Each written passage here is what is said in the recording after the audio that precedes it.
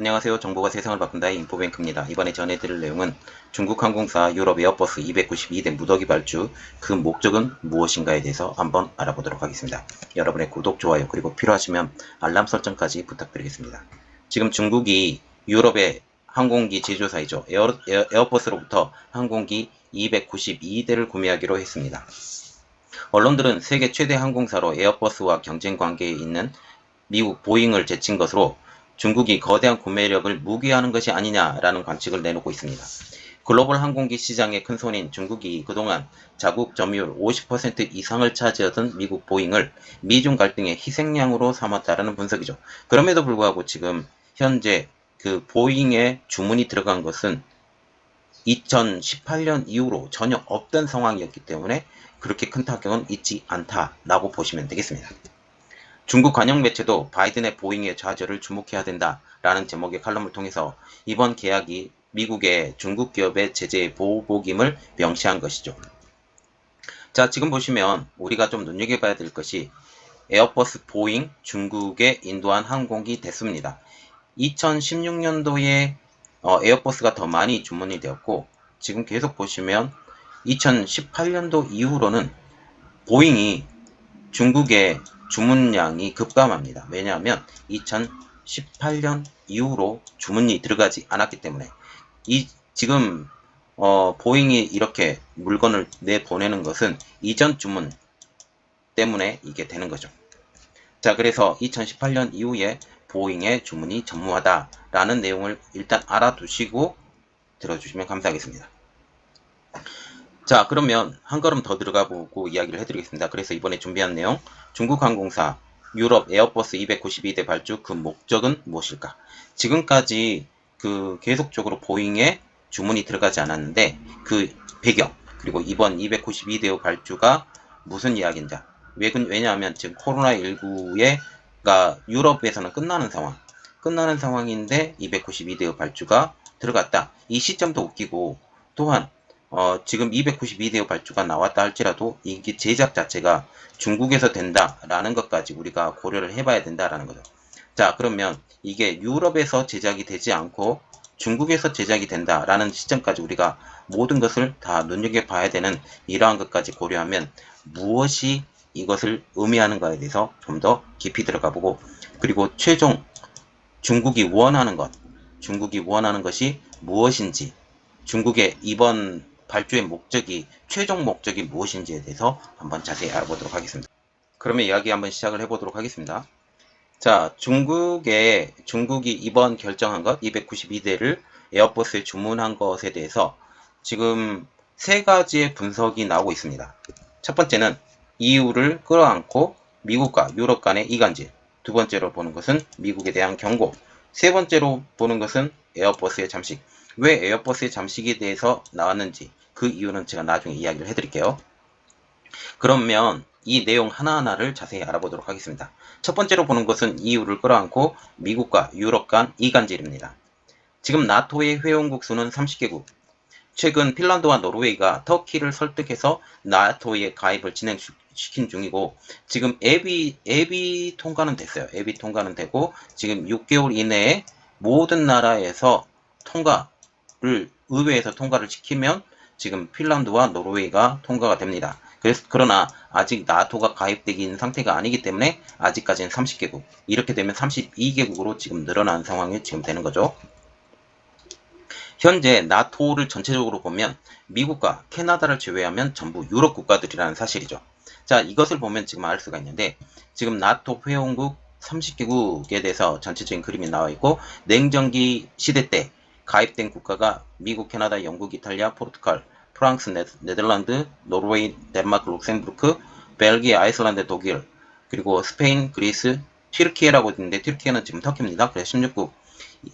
1990년도 이후에 소련 붕괴 후에 가입된 나라가 전체적으로 보면 동유럽 국가들, 폴란드, 체코, 헝가리, 라트비아, 루마니아, 리투아니아, 불가리아, 슬로바키아, 슬로베니아, 에스토니아, 거의 대부분 지금 현재 동유럽 국가들이 붕괴 이후에 들어갔습니다. 그리고 크림반도로 불리는 크림반도 병합 이후에는 알바니아, 크로아티아, 몬테네그로, 북마케도니아, 대부분 보면 지금 유고 연방으로 돼 있던 나라들이 지금 들어갔죠. 그리고 현재 가입국이 스웨덴, 핀란드이고 지금 우크라이나가 이야기가 나오고 있는데 우크라이나는 아직까지 안 돼 있는 상황으로 보시면 되겠습니다. 자, 우크라이나는 지금 여기에 있죠. 현재 유럽과 미국은 대중 정책을 두고는 큰 틀에서는 일치해요. 그러나 지금 어떻게 이들을 제재할 것인가, 내부 사항으로 들어가면 의견의 일치를 보이고 있지 않습니다. 나토는 2022년 신전략 개념 채택 과정에서 대중국 전략을 두고 의견 차이를 좀 보였습니다. 나토는 만장일치제를 채택하고 있기 때문에 미국과 같은 경우는 위협이라고 원했지만 이 다른 유럽 국가들이 반대를 좀 했기 때문에 도전이라고 말할 수밖에 없었고 건설적 접근에 대해서 전략을 추진할 수밖에 없는 상황이게 된 거죠. 중국 공산당은 미국과 유럽의 이러한 틈을 보았고 어떻게 해서든지 유럽과 미국의 그 중국 전략이 다르기 때문에 이 틈을 크게 확대하려고 하고 있습니다. 그러면 이러한 중국 공산당의 전략은 무엇일까라는 거죠. 크게 두 가지로 볼 수가 있는데 이 첫 번째로 보는 것은 유럽의 자세 낮추기, 두 번째로는 경제적 회유입니다. 이것을 하나하나 더 뜯어보면 첫 번째 유럽의 자세 낮추기에 대해서 우리가 보면 중국과 유럽은 바이든 대통령이 취임하기 직전인 2020년 말에 EU와 중국과의 포괄적인 투자 협정 체결을 합의하면서 한때 가까워졌습니다. 그러나 중국 당국은 당시 정세를 오판해서 2021년 3월 달에 신장, 홍콩 등과의 인권 문제를 두고 EU와 제재전을 벌였죠.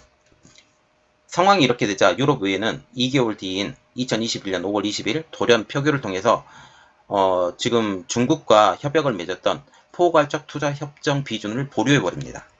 게다가 중국 당국은 리투아니아에 대해서 경제적 보호복을 단행을 했고 이 경제적 보호복을 단행한 그 배경에 대해서는 이 대만이 있어요. 대만이 있었고 이 대만과 가까워지고 있는 리투아니아를 경제적 보복을 합니다.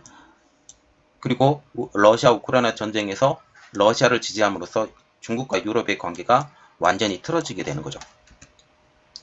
이렇듯 상황이 침탐치 않게 돌아가는 것을 깨달은 중국은 이를 만회하려고 무던히 애를 쓰고 있습니다. 4월 말에 외교부 중동 유럽 협력사무 특별대표인 허위진이 중동부 유럽의 8개국을 순방하면서 관계의 개선을 나섰지만 아무런 성과를 거두지 못합니다.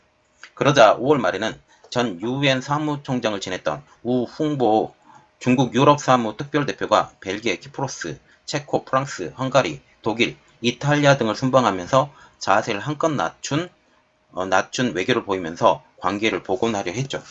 우 홍보는 지금 각 나라를 방문 시에 베이징이 코로나19 사태 수습, 전랑외교, 경제관리 부실 등의 많은 부분에서 잘못을 범했다라고 인정을 합니다.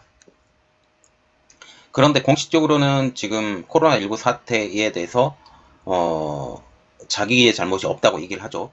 물론 이것을 인정할 때는 큰 문제가 생기기 때문에 못하는 것도 있습니다. 그는 우크라이나 전쟁을 직접적으로 언급하진 않았지만 미국보다 중국이 유럽을 선호하는 협력 파트너가 될 것임을 확신시키는 메시지를 던진 것이죠. 자, 그리고 두 번째로 유럽을 경제적으로 회유하는 사건. 이번 에어버스의 계약이 유럽을 경제적으로 회유하는 것처럼 보여요. 그동안 오랜 소통의 협상의 결과이긴 하지만 나토 정상회의 직후 발표한 것을 보면 경제적 회유의 기미가 역력하다라는 거죠. 나토 정상회의 다음에 시점도 웃기게 나토 정상회의가 끝난 바로 직후에 발표를 했다라는 거죠. 그래서 지금 나토 안에서 미국과 미국과 캐나다는 지금 한 몸이니까 미국과 캐나다를 제외하고는 전부 다 유럽 국가인데 지금 관계가 지금 러시아 우크라이나 전쟁 때문에 굉장히 끈끈해진 상황에서 이것을 끊어버리려고 노력한 것입니다. 중국은 중국 유럽 자원의 차이가 중유럽 경제무역 관계의 상호 보완성을 결정하기 때문에 단기간 내에 변하지 않을 것이라고 판단하고 있어요. 지금 중국에 의존을 많이 하고 있는 유럽, 이 유럽의 특성상 중국과 유럽의 관계는 단기간에 많이 나빠지지 않을 것이다 라는 그런 망상에 빠져 있다는 사실이죠. 중국은 2020년 초부터 미국을 제치고 EU의 최대 무역 파트너가 되었고 지난 6년 동안은 독일의 최대 무역 파트너가 됐습니다. 누구가 있었을 때? 메르켈 총리가 있었을 때라는 거죠. 메르켈 총리는 친중 정책을 취했죠. 친중 정책을 취하면서 최대 파트너가 됩니다. 지금 현재 물가가 치솟고 있는 상황에서 유럽이 중국의 저가 물건을 사지 않을 이유가 없다고 판단하게 되는 것이죠. 그리고 미국에 대한 경고입니다. 지금 이번에 그 232대를 산 것은 미국에 대한 경고가 있다라고 지금 얘기가 나오고 있는데, 중국은 이번 계약으로 에어버스의 오랜 경쟁자인 보잉에 직격탄을 날렸다는 분위기죠. 보잉, 에어버스 이 두 회사는 세계 중대형 여객기 시장을 양분하고 있습니다. 미국의 경제 전문지인 블룸버그는 이번 계약이 미국 보잉사가 중국 여객기 시장에서 우위를 점하는데 큰 영향을 미쳤다라고 전하고 있죠. 제가 초반부에 인도분에 대해서 지금 이야기를 했는데, 지금 2018년도 이후에 주문이 전혀 없었던 보잉, 주문을 전혀 받지 못했던 보잉이 이번에 주문을 받으려고 노력했지만 이게 안 됐다라고 보는 거죠. 보잉사도 성명을 통해서 중국 항공업계와 50년간 관계를 맺고 있는 미국의 최대 수출업체로서 지정학적 차이가 미국 항공기에 중국 수출을 제약하는 것은 실망스러운 일이라고 밝히고 있습니다. 이어서 우리는 번창하는 항공산업의 상호 경제적 이익을 고려할 때 정부 간의 생산적인 대화를 계속 촉구한다라고 하면서 중국에 대한 보잉 항공기 판매는 역사적으로 수만 개의 미국 일자리를 지원했다라고 얘기를 하고 있죠. 그러면서 우리는 주문과 인도가 신속하게 제기되기를 바란다라고 이야기를 하고 있습니다. 우리가 눈여겨봐야 될 것은 중국에 대한 보잉 항공기 판매, 이것은 수만 개의 미국 일자리를 지원했는데 지금 보잉과 같은 경우는 어떻게 하고 있어요? 중국에 공장을 세웠다. 실질적으로 중국에 공장을 세웠기 때문에 조립 자체가 중국에서 되기 때문에 수만 개의 일자리를 그동안 지원했다라고 얘기를 하고 있지만 지금부터는 아니다 라는 것을 우리가 알 수가 있습니다. 이번 에어버스의 계약을 통한 미국의 경제적 타격, 이것이 중국이 진정으로 원하는 그림이라는 사실이죠. 오랫동안 중국은 미국 정부의 대중정책 견제를 위해서 무역카드를 사용해 왔습니다. 자, 그래서 미국도 무역보복을 하겠다라고 이미 결정한 상황이죠. 그러면 보잉 사례를 한번 들어보겠습니다. 1972년 리처드 닉슨 대통령의 중국 방문으로 미중 관계가 해빙기를 맞았습니다. 미국과 중국은 1971년 핑퐁 외교를 통해 단절된 국교를 열었고 1972년 2월 리처드 닉슨 대통령의 중국 방문으로 미중 관계가 해빙기를 맞이하게 된 것이죠.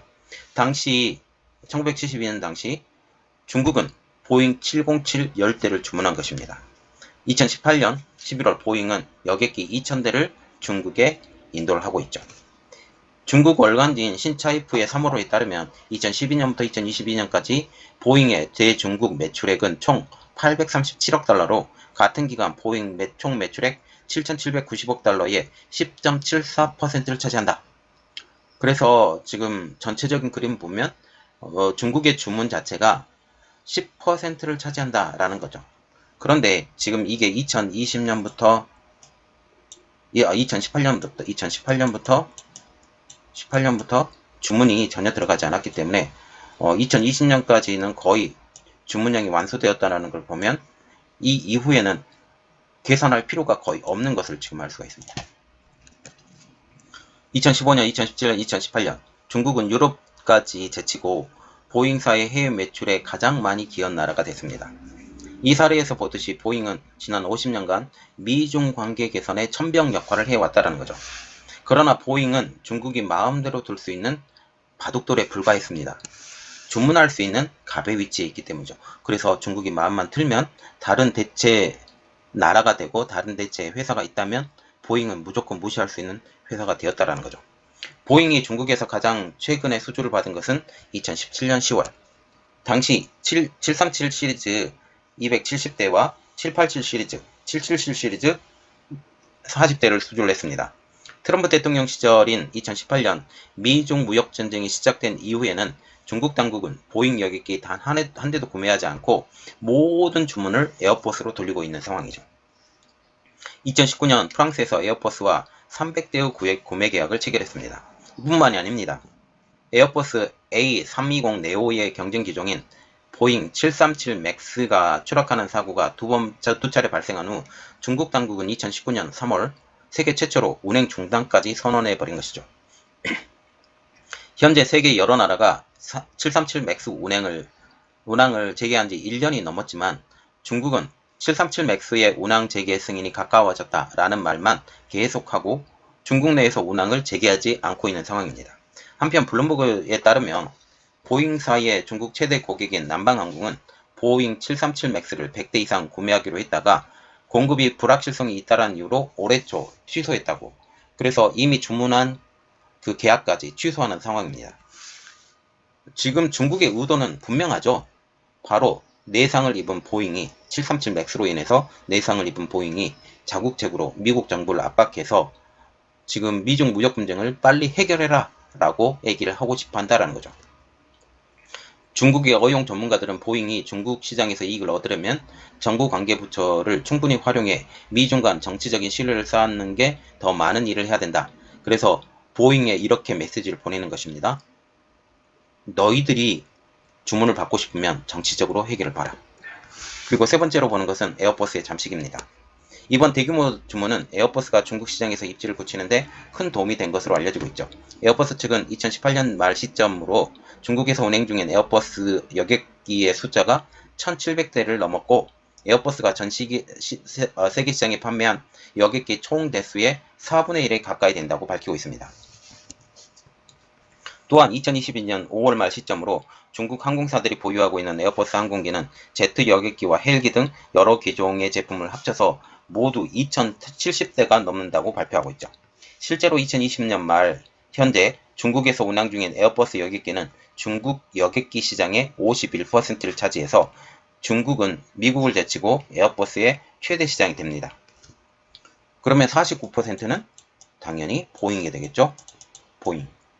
그래서 유럽의 에어버스가 미국의 보잉을 제치고 중국 시장에서는 1위 기업이 되었다라는 그런 내용입니다. 20세기 말 에어버스는 전 세계 시장 점유율은 50%에 육박했지만 중국 시장의 점유율은 30%에 불과했죠. 그런데 현재는 51%. 중국 시장은 오랫동안 에어버스의 글로벌 시장에서 가장 취약한 고리였습니다. 그러면 에어버스는 어떻게 이러한 점유율 30%에 불과했던 것이 51%까지 늘었냐? 이러한 내용이죠. 미국과 중국과의 끈끈한 과정이 있었는데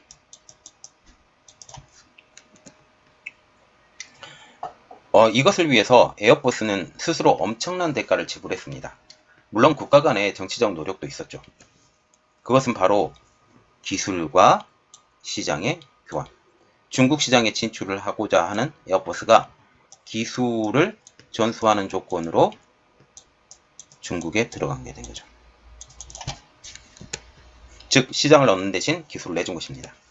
2006년 10월 자크 시라크 당시 프랑스 대통령의 중국 방문을 계기로 중국 측과 에어버스는 A320 시리즈 항공기 150대의 구매 기본 합의서 및 A350 항공기 20대의 구매 의향서를 서명을 했습니다. 중국이 이때 서명한 에어버스 항공기 구매 계약은 당시 중국 민간 항공 역사상 최대 규모입니다. 이 거대한 프로젝트의 성사를 위해서 에어버스는 큰 대가를 지불했다는 거죠. 그중 하나가 에어버스가 중국 측과 함께 텐진의 A320 시리즈 항공 조립 라인을 공동 건설하기로 한 것. 그래서 일부 항공기를 중국에서 생산하겠다라고 얘기를 한 겁니다. 이는 당시 에어버스가 유럽 외의 국가에 건설한 첫 해외 공장. A320 기종에 들어간 텐진 공장은 2009년부터 2021년까지 총 555대를 중국에 인도한 것으로 집계가 되고 있습니다. 텐진 공장에서 인기 기종인 A320 시리즈는 월 평균 4대를 생산하는 셈이죠. 에어버스는 이번 대규모 수주 계약을 일주일 앞둔 6월 24일 장쑤성 수저우 공업단지와 온라인 방식으로 에어버스 수저우 연구센터 설립을 위한 기본 협약까지 서명을 했습니다. 그래서 연구센터까지 중국에 설립하겠다라고 하면서 이번 대규모 계약을 진행시킨 것이죠. 중국 당국은 에어버스에 낚싯밥을 던진 것은 이것은 자체 대형 항공기 산업을 일으키기 위해서, 다시 말하면 항공기 굴기를 위해서입니다. 항공기 굴기. 중국이 던진 낚싯밥에 또 다른 항공사가 걸린 또 다른 항공사가 있으니 그것은 바로 1997년 보잉에 흡수된 맥도널드 더글라스. 보잉사의 중국 진출에 배합하던 맥도널드 더글라스는 대중협력에 총력을 기울여 79년 말에 민간기 합작 추진에 성사를 시킵니다. 지금 에어버스보다 더 일찍 그렇게 된 거죠. 중국에서 맥도널드 더글라스 항공기를 조립하고 중국 항공사가 이를 사주기로 약속한 것이죠. 물론 맥도널드 더글라스가 지금 중국 기술자들을 훈련시키고 각종 치공구 장비를 지원한다는 합의도 여기에 포함이 되었습니다. 이 사업은 투자 규모가 10억 달러가 넘는 미중 간 전례 없는 큰 프로젝트였죠. 그러나 실제로 MD-82기를 상해 공장에서 제조를 시작한 것은 이 계약 후 5년이 지나서입니다. 중국은 상해 공장에 비행기만 사고 미국에서 만들어진 비행기를 구매를 끊어버렸습니다. 그래서 MD-82만 넘어간 거죠. 문제는 여기서 끝나지 않습니다. 맥도널드 더글라스는 중국에서 조립된 항공기가 미국 연방항공청 FAA의 인증을 받지 못하자 미국 내 핵심 시설을 상해 공장으로 이전시키고 대규모 엔지니어들까지 중국에 파견을 시켜버리죠.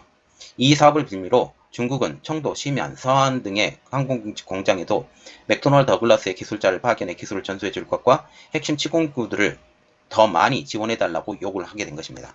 결국 이 MD-82에 중국에 팔아보겠다는 그런 욕심 때문에 기술자들을 청도나 심안, 서안, 자기 항공기 공장으로 보내면서 기술까지 전수해줘 버리는 맥도널드 더글라스가 되게 된 것이죠. 중국은 이렇게 훈련된 인력을 나중에 군용기 개발에 투입했고 치공구들도 전투기 미사일 제작 등에 이용을 해버리게 된 것입니다.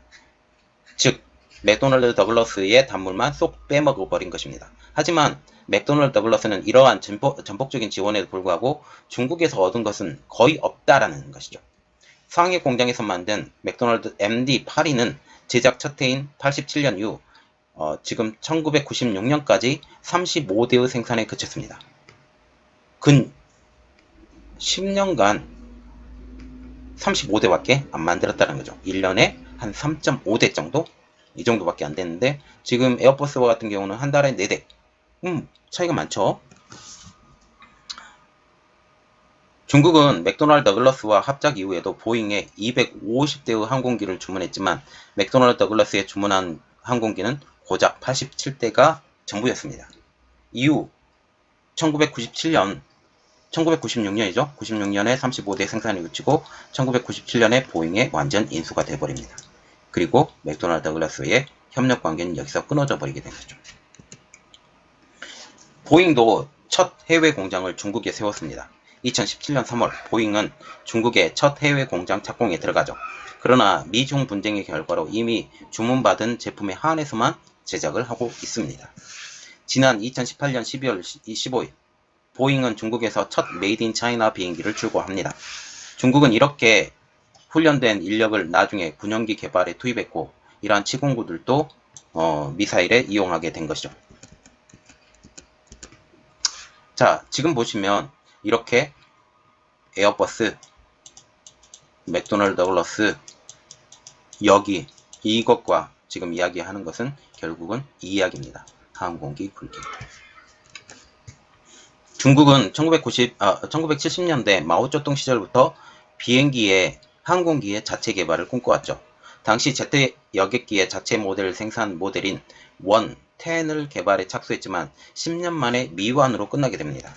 이에 따라 2008년 중국 상용항공기 공사가 C919 항공기 개발에 시작을 했죠. 이것은 바로 맥도널드 더글라스 그리고 에어버스의 역할이 컸음을 우리가 느낄 수 있습니다. C919 모델은 저가 항공사들에게 인기가 높은 에어버스 A320, 보잉의 737 맥스를 염두에 두고 개발을 한 것이죠.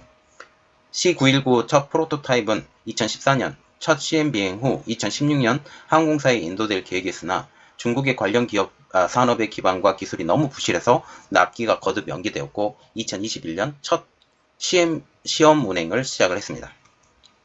지난 5월 14일 C919가 첫 번째 고객 인도전 시험 비행에 성공을 합니다. 이것은 중국이 에어버스의 기술을 탈취해서 C919를 지속적으로 개선한 결과이죠. 맥도널드 더글라스가 시초를 줬다면, 기술을 줬다면 이 기술을 가지고 성공시키고 발전시키게 만든 것은 에어버스라는 사실입니다. 이렇듯 중국이 거액을 들여서 에어버스 여객기를 사들이는 의도를 에어버스 관계자들이 모를 리가 없죠. 관건은 그들이 베이징의 본질을 정확히 인식하느냐는 것입니다. 지금 국가 차원의 위험을 떠나 에어버스란 한 기업의 손익을 따지더라도 중국의 시장을 두고 기술을 뺏는 전략에 굴복하는 것은 참으로 위험한 이야기입니다. 에어버스 홈페이지에 따르면 2022년 5월 현재 130여 개 고객사로부터 A320 네오 시리즈를 8,000대 이상 주문받은 상황이죠. 이렇게 보면 최근 주문한 292대는 단지 에어버스에 날개를 하나 더 달아준 것에 불과하죠. 하지만 중국 자체 기술로 만든 대형 항공기가 중국 하늘 누비게 되면 에어버스의 시장 주인은 어떻게 될까요? 이미 고속철도의 사례를 보고 우리는 알 수 있습니다. 시나망에서도 지난 7월 8일 코로나19 충격 속에서도 에어버스 차이나가 중국 시장에서 선전하고 있다는 글을 올리고 있습니다. 미셸 에어차이나 COO는 중국 텐진시에 있는 에어버스 아시아 최종 조립 라인을 가리키며 코로나19 여파에도 에어버스는 중국, 그 중에서도 텐진에 있는 모든 공장을 정상적으로 운영하고 있다라고 말하고 있죠. 자, 지금 보시면 중국이 에어버스에 이런 대량 주문을 했던 가장 큰 이유는 기술을 빼먹기 위해서, 결국은 큰 그림을 위해서 이렇게 중국이 많은 투자를 하고 있다라고 보시면 되겠습니다. 자, 이 내용이 여러분들에게 도움이 됐다고 생각을 하시면 구독, 좋아요, 그리고 필요하시면 알람 설정까지 부탁드리겠습니다. 감사합니다.